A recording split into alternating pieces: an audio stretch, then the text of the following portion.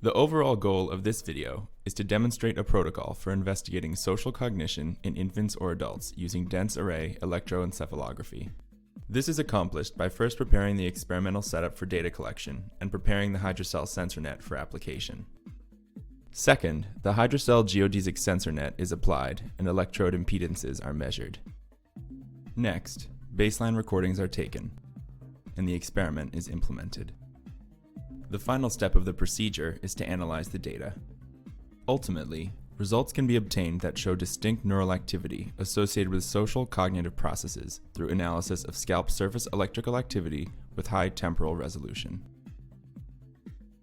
Hi, my name is Kemi, a research assistant in Dr. David Haley's Parent-Infant Developmental Psychobiology Laboratory.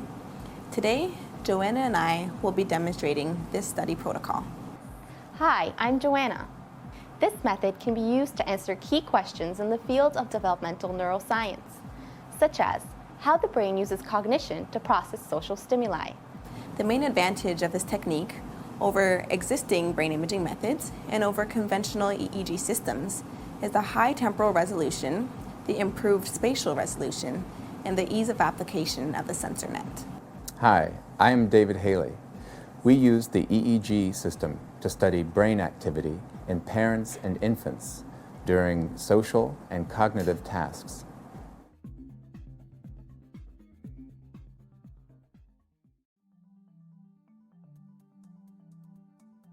Prior to the participants' arrival at the lab, ensure that the experiment control computer, the NetStation software, and the geodesic EEG system components are operating properly.